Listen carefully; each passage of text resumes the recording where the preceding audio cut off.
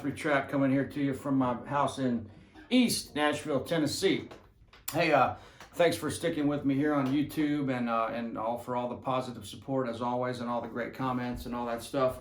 Sorry I don't get back to all those personally to you guys, but I really do appreciate it and I do read all of them. That was just a little picking on the big mando here. This is a mandolin that I has been on loan. Tim O'Brien loaned me this thing years ago, and he just never is asking for it back. So I'm just hanging on to it for the time being. I love playing this thing. It's really cool. I don't get it out very often, but it was made in Italy by a guy named Giacomo Corrado, I think is how you say it. I could be butchering that, and I'm not sure what part of Italy it's from, but it's a cool instrument. I love the way it sounds. That was just some kind of improvising on that, you know, just in the key of D, coming up with something that kind of maybe kind of fits that instrument a little bit. Even though it kind of sounds Irish on an Italian instrument, you know, I think that's okay. But hey, you know, I wanted to talk a little bit about just having fun with this and making music, and not everything having to be so technical and theory-based and all that stuff. I mean, you know me, I play by ear and by feel. I don't know a lot of music theory. I know just enough to be able to teach you the things that changed my life when I was a kid, the chord shapes, the cage system, and the information around that. And so that's a big part of the way I teach and stuff. And but also just the fact that at the end of the day, with all this input that we have with, you know, if you read tablature or if you're reading a lot about music and guitar playing or studying a lot of graphs and circle of fifths and all this stuff, of course, all that knowledge is really great, but it definitely has to be balanced out with just having fun on your instrument and playing and making some music. And so that's what I wanted to talk a little bit about today. I got my family's in town. My parents are visiting. My dad's birthday's on Thursday. And so I don't have a whole lot of time to do a lot of videos or anything this week, but I am going to do a few. And this will be a short and sweet one, but mainly just I'm talking about like when you pick up the guitar. Of course, I'm playing some acoustic instruments here today, but when you pick up the guitar, just focus on a few things. You want to be able to create some music that's in time, or that has some feel to it or some soul. Not everything has to be in time, and by that I mean, you know, something that has a rhythm to it. You know, even if you pick up the guitar and you grab a key like C, and you just work on strumming from, you know, a nice open C chord to a F to C to G. You know, maybe throw in A minor, that works in that key. D minor works in that key. E minor works in that key. F, G, it's back to C, right? So there's a couple chords that are pretty cool. You can manipulate these and do some cool walk downs. Like that little melody right there. Or let's see, what would it be? Let's see,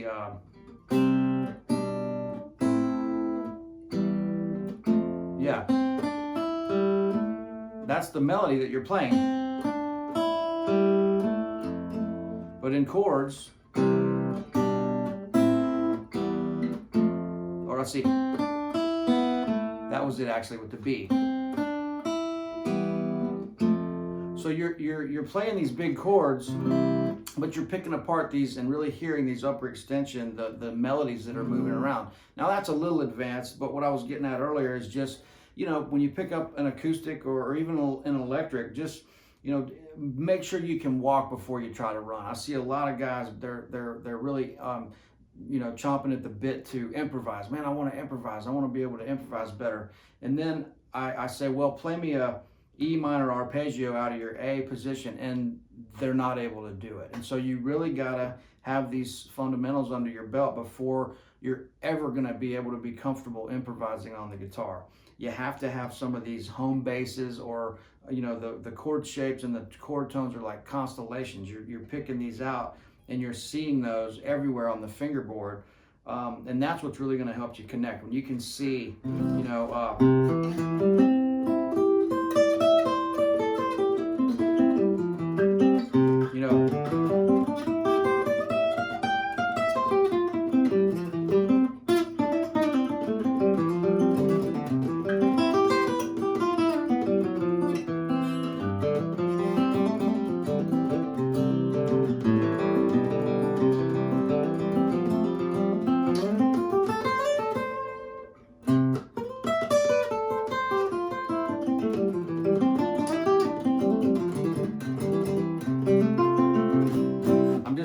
can see, like I say, no extra charge for mistakes. None of this is perfect, but connecting those C's, open C, the A shape, the G shape, the E shape, the D shape, and seeing the information around there. Your arpeggios, your pentatonic, and your major scale.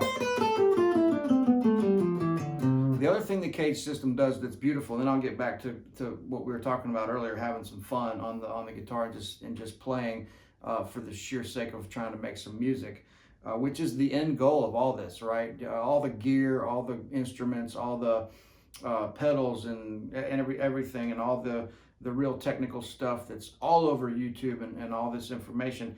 The bottom line is to get to where you can have some fun and play some music, right? So.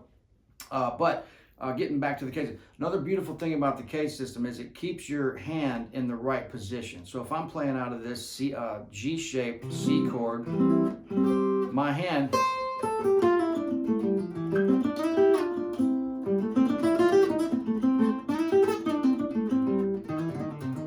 I'm right there.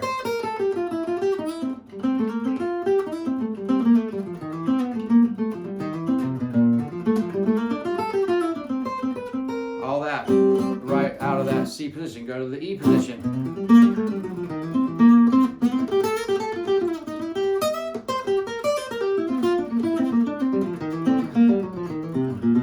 Back up to the, your A position.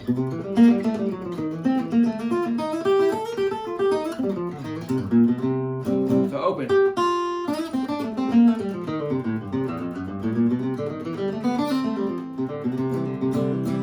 Connecting all this stuff and seeing it repeating itself. But all that stuff aside, yes, that's great to be able to have those fundamentals, but to have fun and not get too bogged down and too out of balance with all that stuff, we need to be able to sit down and just go,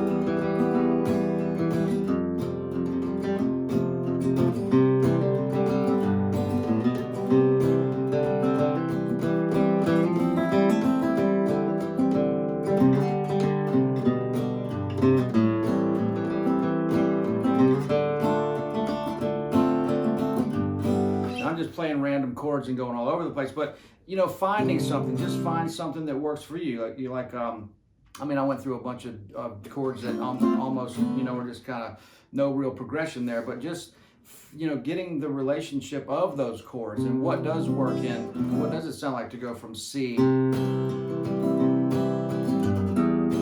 E minor, F,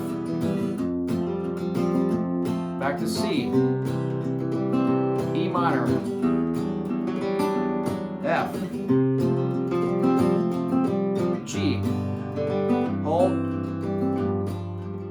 back to C.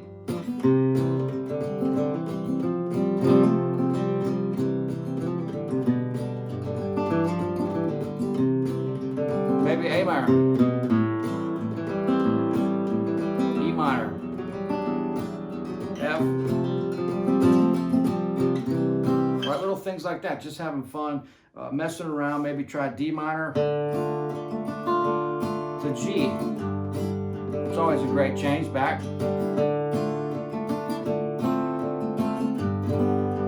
Now just listen to that little thing there. D minor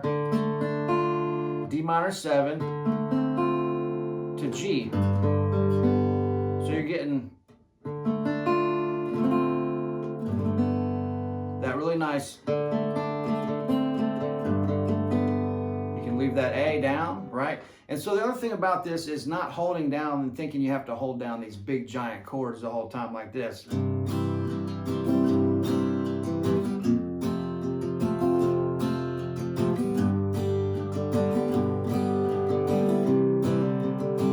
I'm breaking those up, maybe playing one finger on the G.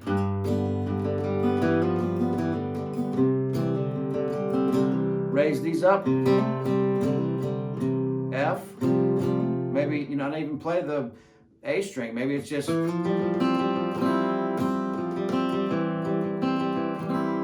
know, really getting out of the confines of just having to think of these big shapes. You're really wanting to use these as the foundation and start playing with the triads and stuff like that. Now, that's, if you're playing a big rhythm part, then yeah, you might need that whole chord. But if anything else, you know,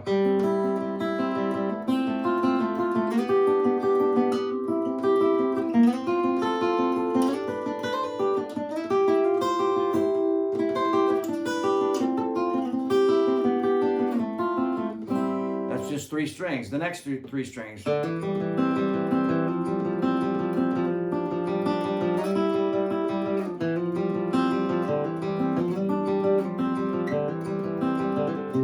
Next 3.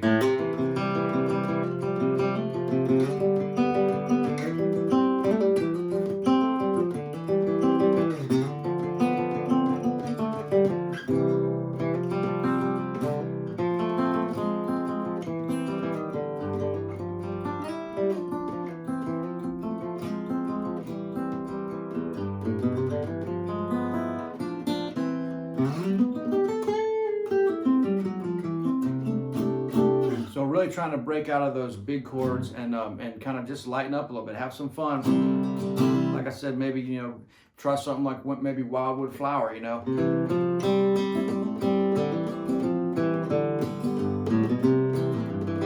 So I'm mainly trying to mark the chords. Like when I go to that G, I really don't even need to play a big giant G chord. There's the bluegrass way with no thirds, muting the A string, or the regular where you can go.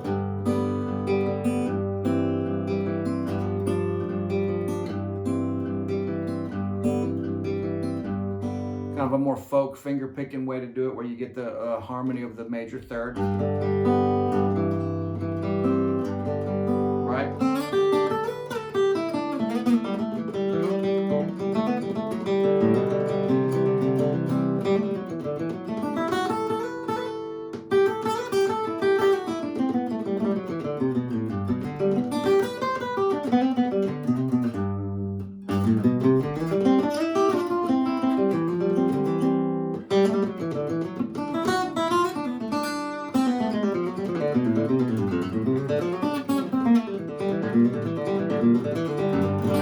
Have a more bluegrass approach there. But yeah, just, you know, this is not really a huge lesson. It's just a reminder of, you know, don't forget to pick up the guitar and do what you've been doing for the past 20 years, but just incorporate a little bit of this stuff into it, thinking a little bit about what you're doing, the fundamentals, maybe starting with an idea like I did on the mandolin earlier, or the bouzouki or whatever, the big mando earlier. I just started with an idea and kind of was experimenting around. Don't be afraid to experiment, because you know, that's how we all learn and that's how we all figure stuff out. So have a great day. We got some amazing weather here. Don't forget, check out Instagram, subscribe here on YouTube, Facebook, all that stuff, mailing list.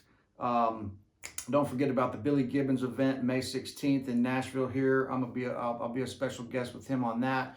That's going to be pretty interesting, folks. And then don't forget Wednesdays and Thursdays in May at 3rd and Lindsley on Wednesdays 9 o'clock, and Wednesday at 3rd and Lindsley at 9 o'clock. Thursday at Kitchen Downtown on 5th Avenue. A great bass player friend of ours owns a restaurant there. We'll be playing upstairs with him and a bunch of other people coming out to jam. Hopefully Uncle Larry and a few others. Anyway, thanks a bunch, friends. Look forward to seeing y'all soon. And don't forget to check out below all the links to the education and the tip jug and all that. All right, guys. See y'all soon. Bye.